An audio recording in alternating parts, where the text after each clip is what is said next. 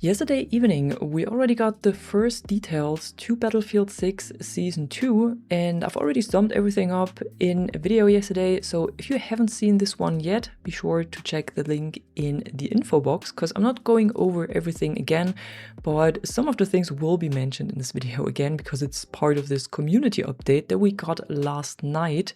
So we're gonna go over this as well, because it gives us a first look at a lot of changes that we can expect to see in Season 2. And I think this is really important because that's a lot of changes and a lot of improvements to the game that the community has been asking for and that the community has given as feedback to the developers.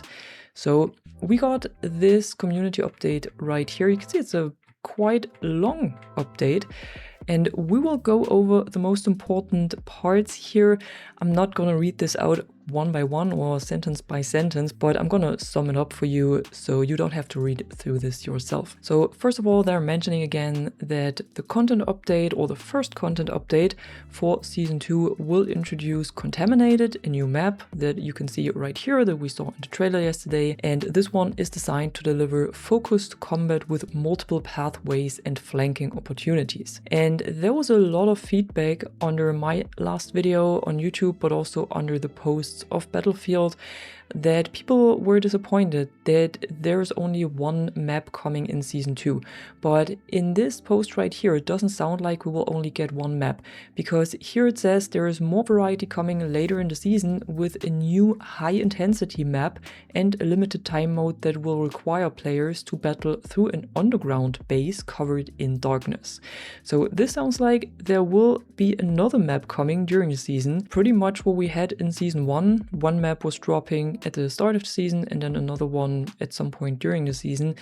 And it also sounds like maybe we will get night versions, because it says an underground base covered in darkness. So I'm hopeful that we will finally get another night map, or at least a night version. And in addition to this new content, we will also see a variety of updates and fixes. And one of the key areas for this is progression. So what they will be doing is that, first of all, the challenges will be changed, or the challenge perimeters at least, because they will streamline them in a way that they're not as focused on modes anymore as they are right now.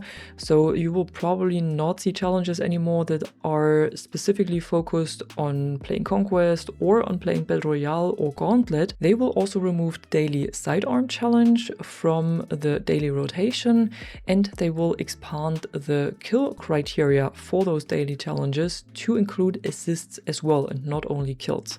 In addition to this, we will also see faster Battle Pass progression. So here the progression has been adjusted to be more rewarding in Season 2, and this includes a recalculation on how Battle Pass tokens work and how they are earned from your career XP, which should allow us to earn these Battle Pass tokens faster simply through playing without completing the weekly challenges. Then we will also see a more rewarding progression in the free mode REDSEC. So here career XP and weapon XP earn rates will get increased for both Battle Royale and Gauntlet, which is supposed to make the progression feel more balanced between the free-to-play modes and the paid version of Battlefield 6. And there will also be a career reward rebalance, which means that with some of the earlier career ranks, so when you just start playing the game and then you rank up in Season 2, you should get additional Battle Pass and career XP boosters. So overall, with the progression improvements, they're making the challenges easier for everyone, they're making the Battle Pass faster for everyone, and they're specifically targeting the career and weapon XP that you can earn when playing the free-to-play modes. Then we will see weapon balance and recall improvements, and here the recall compensation has been made fully consistent, which means we will have a more predictable and reliable weapon handling, or at least that's the way it should be. And building on this, automatic weapons will also receive a wider tuning pass to reinforce their role clarity and ensure that weapons feel distinct across different combat distances. Then moving on, they're also improving the player movement to make it more predictable and readable in fast-paced combat,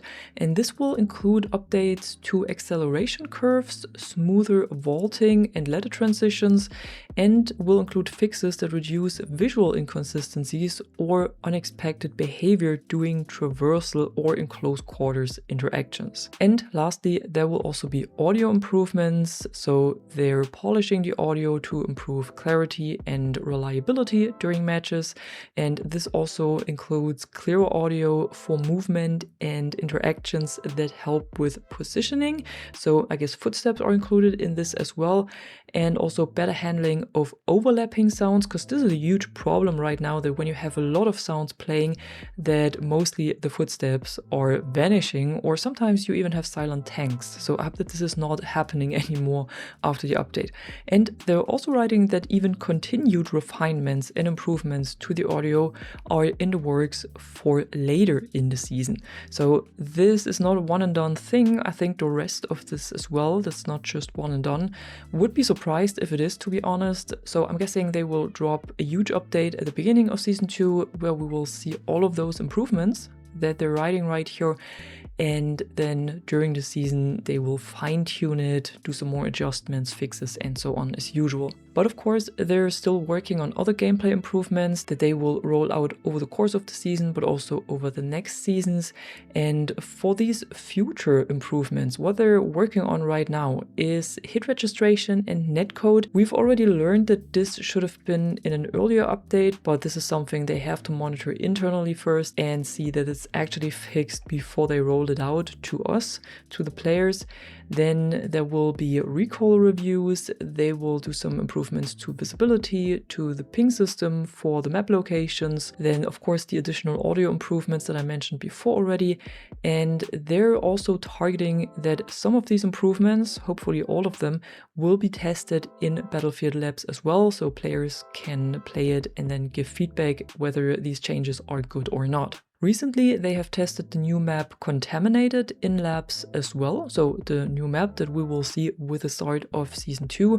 And here they're already writing that they have made a number of adjustments to this new map and also to a new gameplay feature that we will see in Season 2 based on player feedback. They're also planning to test a time to kill fine-tuning with a focus on improving combat readability and consistency in Battlefield Labs. So this is not coming to the game at any time soon, but it will be tested in labs in the future. So they're working on time to kill adjustments, or thinking about them at least. And what they're specifically writing here in this community update is that the goal of this time to kill tuning is to require a stronger aim accuracy and firing discipline in order to achieve the fastest time to kill. And as part of this time to kill tuning, they're looking at limb multipliers, headshot damage, and the cost of ammunition types that enhance headshot effectiveness.